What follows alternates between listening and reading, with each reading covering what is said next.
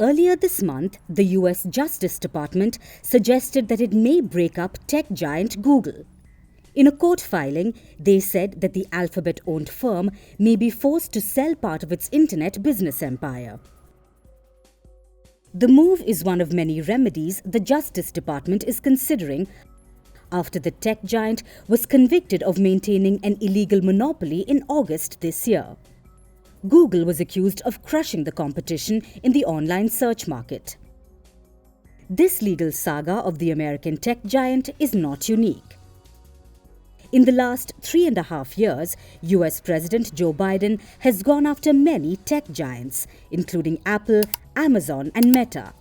It has filed cases to block mergers, price manipulation, and end dominance. Biden's legacy is compared with Theodore Roosevelt, who was credited for ending several monopolies in the early 1900s. However, the US is going to elect a new president in November. So, as President Joe Biden's term comes to an end, the question looms: will his successor continue the fight against big tech?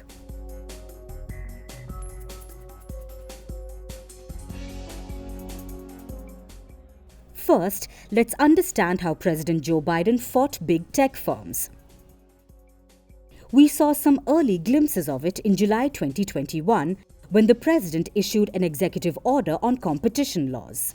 It gave more powers to agencies like the Department of Justice and the Federal Trade Commission, or FTC. For the tech sector specifically, there were 3 key guidelines. It asked for greater scrutiny of mergers and acquisitions, especially if a big tech firm is taking over a small competitor. Biden asked the Federal Trade Commission to set up rules to examine how big tech firms are collecting users' data. The Trade Commission was also asked to check if big tech firms use unfair methods to compete with their rivals. Biden also appointed sharp critics of big tech firms in regulatory bodies. First, Biden put Tim Wu, a law professor at Columbia Law School, on the National Economic Council. He was named Special Assistant for Technology and Competition Policy. Tim Wu is best known for coining the term net neutrality, a principle that points to discrimination or preferential treatment by internet service providers. Another Biden appointee was Jonathan Kanter. As the head of the Justice Department's Antitrust Division, Kanter has been involved in major antitrust cases, including the one involving Google's search engine and mergers of JetBlue and Spirit Airlines. But it was Biden's appointment to the Federal Trade Commission that created all the buzz. He put British-American legal scholar Lina Khan as the chair of the Trade Commission. At the age of 32, she became the youngest head of the FTC. Khan has been long associated with the movement against big tech firms. Her 2017 paper on Amazon's anti-competitive practices put her in the spotlight.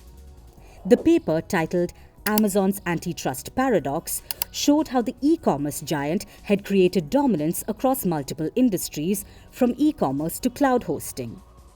In the mind of Lina Khan, Amazon Prime is a crime. And it is really important to understand how these digital ecosystems operate. What digital ecosystems do is they try to capture us in, to concentrate many of our activities within the ecosystem. And they have to have some kind of temptation to get us in. In Amazon Prime, Amazon Prime is the glue, that we are attracted to Prime and it works well. Now, you could say, well, that's really unfair for Amazon competitor because we go to the ecosystem and we choose to stay in. Khan went on to become a staffer on the House Antitrust Subcommittee. She was seen as a key figure behind the Congress probe into Facebook, Amazon, Google, and Apple. And after being appointed to the FTC, her campaign continued with help from the White House and Justice Department.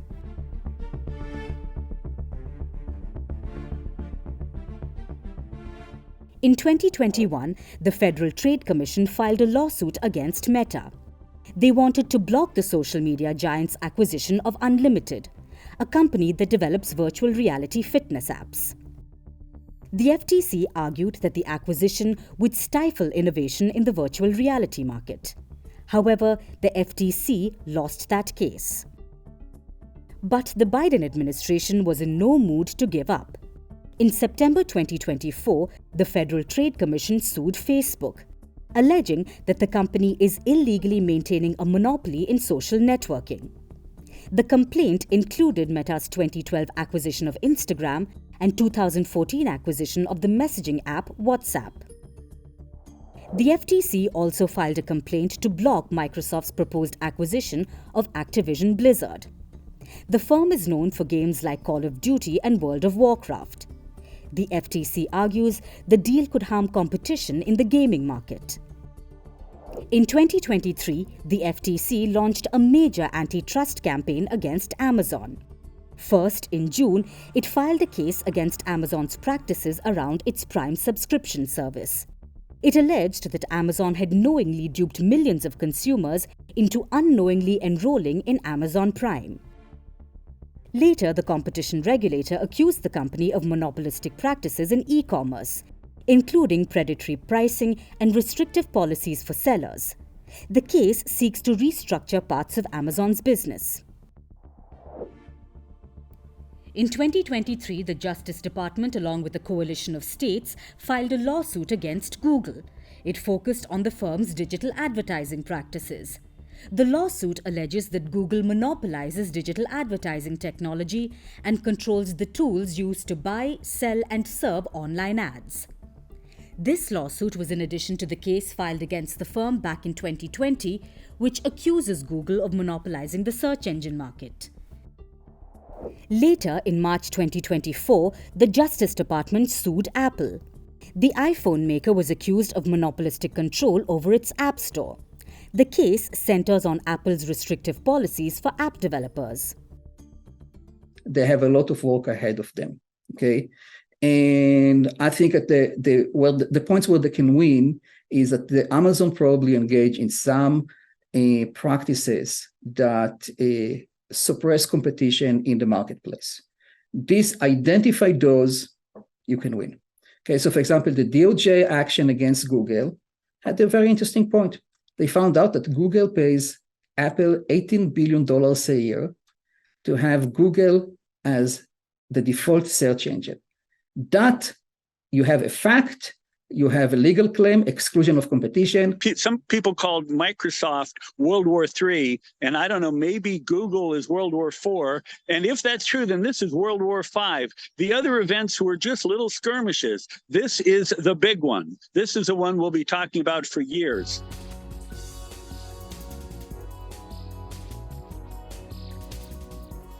But what happens after Biden leaves the White House next year? Either Kamala Harris or Donald Trump will be taking over. Let's look at where each of these candidates stand on big tech. Let's start with Donald Trump. He and the Republican Party are generally seen as business-friendly, traditionally favoring less regulation on companies. However, Trump's relationship with big tech has been contentious. He has repeatedly claimed that tech firms are politically biased. The former president recently weighed in on the Google search engine case. He said that Google has a lot of power, although he didn't clarify if he would favor breaking up the company. On the other hand, we have Kamala Harris. She has a long-standing connection with the Silicon Valley, stemming from her time as California's Attorney General. Silicon Valley has been a significant source of political support and donations for Harris throughout her career. However, in her role as vice president in the Biden administration, she supported regulatory crackdowns on big tech's monopoly. The first litmus test for whoever is elected would be the appointment of a new head of FTC. The term of current Trade Commission Chair Lina Khan expired in September. So now she holds the post indefinitely, awaiting appointment of the next chair. This could be the first chance for the incoming president to signal their stance on competition policy for the next 4 years. Experts widely believe that Donald Trump would likely replace Lina Khan since she was appointed by the Biden administration. The bigger question is what Kamala Harris would do if she is elected. Many of her donors hope Harris will replace Khan. This includes billionaires Barry Diller, the chairman of Expedia, and LinkedIn co-founder Reid Hoffman. No matter what Harris's position might be, the challenges for big tech are far from over. Across the globe, governments have launched antitrust cases against them. The European Union has led the charge with its landmark Digital Markets Act. The law imposes hefty fines on large tech firms for stifling competition. The EU has already fined companies like Google, Apple, and Amazon for market abuses. So, regardless of who takes power in the United States, big tech firms still face significant challenges. One thing is clear: these tech giants can no longer escape scrutiny. The question is, will the next US president lead the way?